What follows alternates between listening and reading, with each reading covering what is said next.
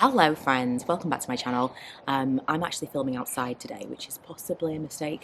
There keeps being noises, but hey ho, it feels significant. The dog is sitting in the sun. It's been so cold and miserable for so long that I just saw the sun in the garden today and thought, I'm going to film outside.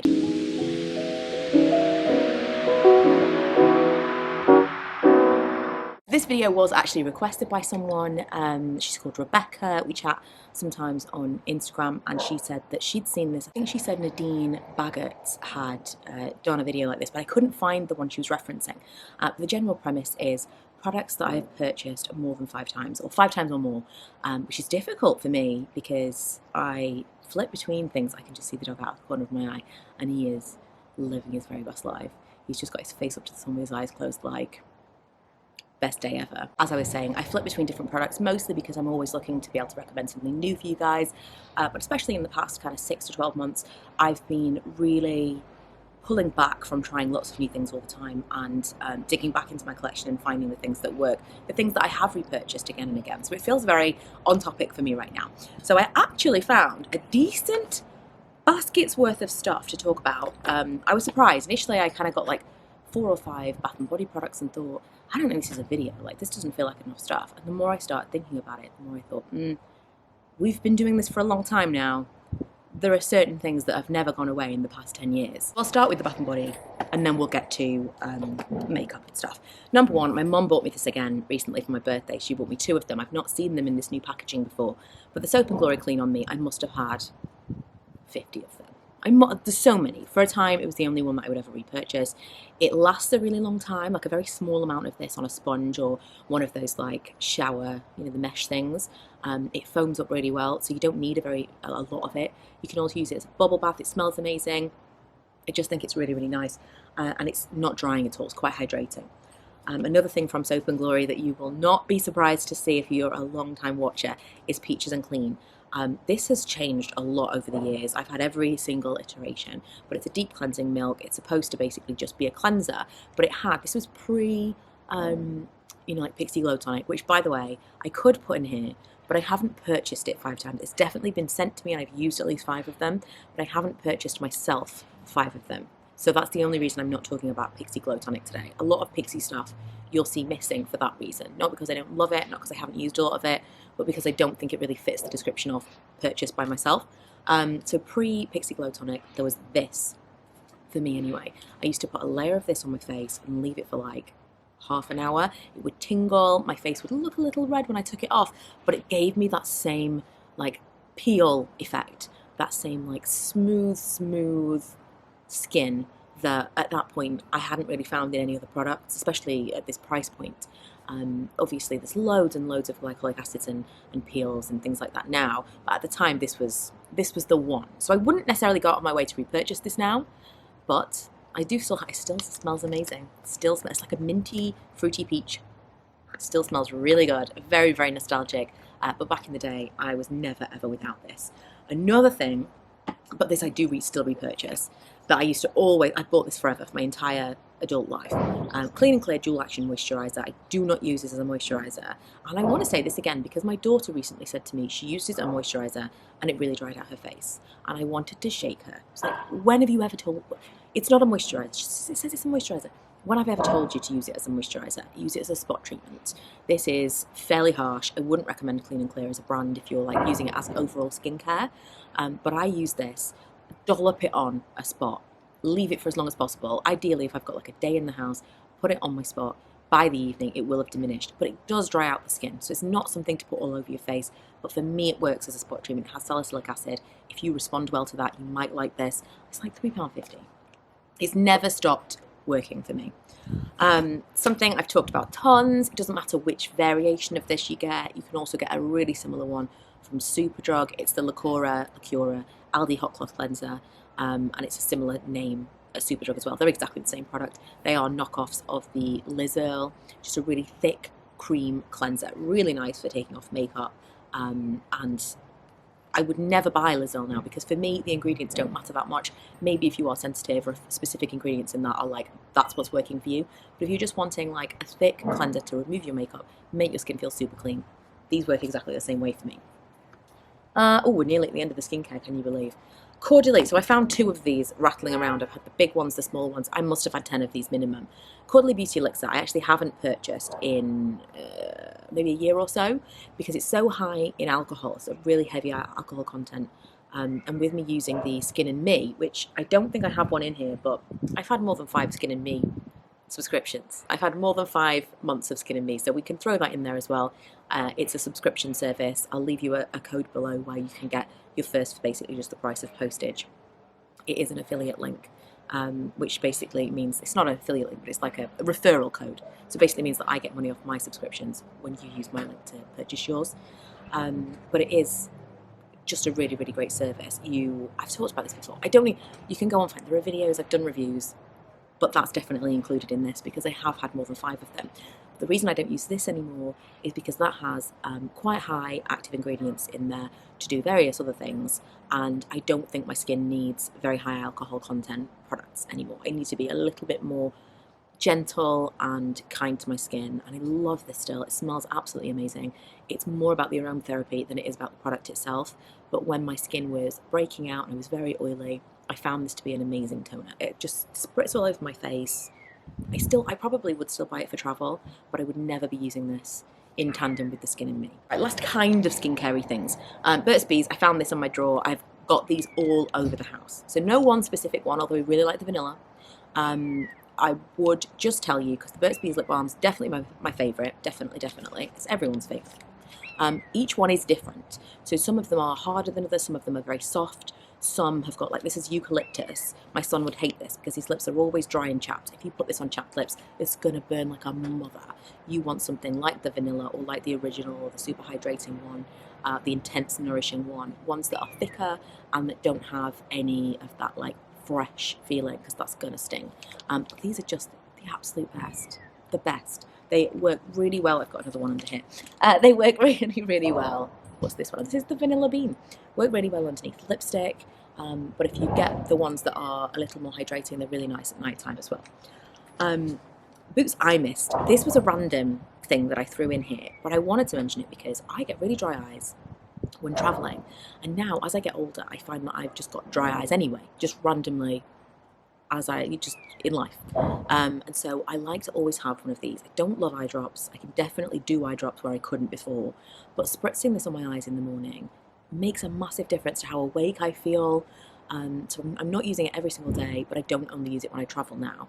I would say don't use this after you've done skincare. So if you put skincare on your face and then you do this, you're spritzing something over your eye. The idea of this is that it will migrate into your eye, and you don't want that to pull in your skincare products and sting your eyes.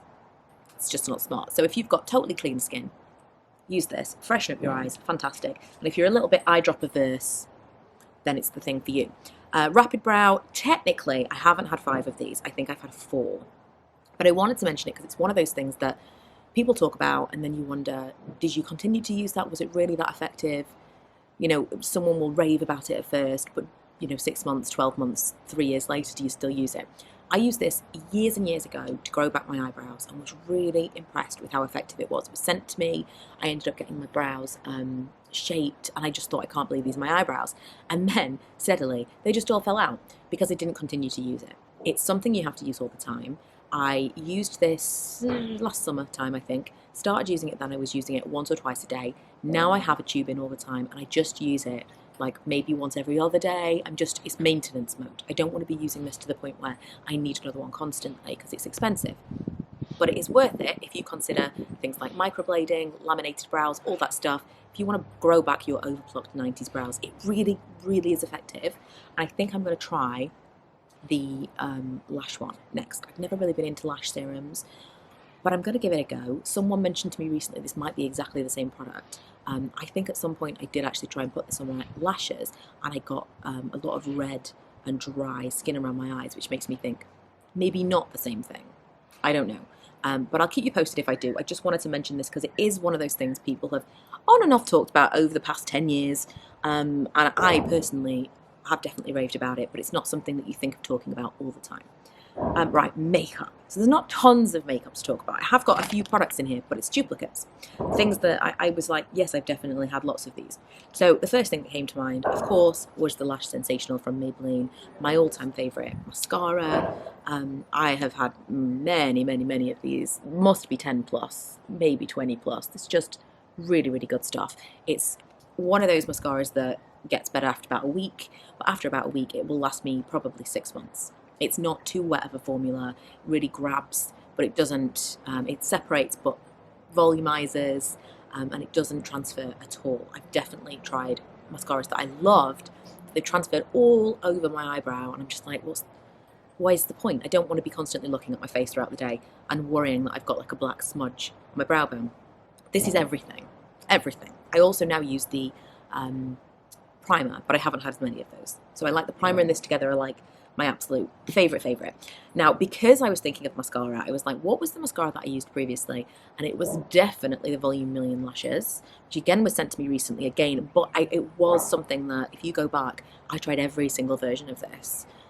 There were probably 10 over the years, but I was just obsessed. Couldn't get enough. I never liked any of them as much as the original Volume Million Lashes, and I ended up taking this one out and putting it in the formulas of all the different ones, because it's all about the brush for me. This is a different kind of brush, but they are both, this one and the Maybelline, they are both that kind of rubbery, bristled wand that give you nice separation. This gives you more lashes, but less volume. It's less clumpy. It's just not as pow as the Maybelline one. Two very different things. This is more lashes, that is less lashes, but more volume. This I had completely forgotten about until I went into my drawer and was like, oh, okay, yeah, I've bought loads of these. Instant Age Rewind concealer from Maybelline. Again, I must have had at least 10 of these. I used to buy this sounds like I'm like a really well-traveled person. I used to go to America like once a year. So it's not, it's not like, oh, on my frequent trips. But I used to always purchase the pink one, which was the brightening one, when we were in America. And then eventually it came to the UK, so you can get it here anyway. So it's like a pinky kind of one, just a little bit of something. And then obviously I've got the light colours and stuff as well. These are particularly great for those of us that find regular concealer to be a little bit too cakey. It's paper thin, it's very, very thin.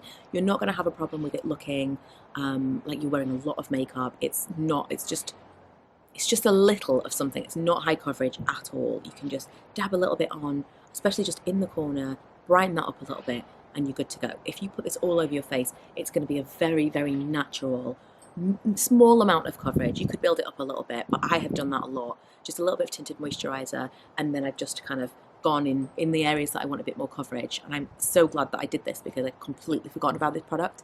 I just haven't pulled it out in so long.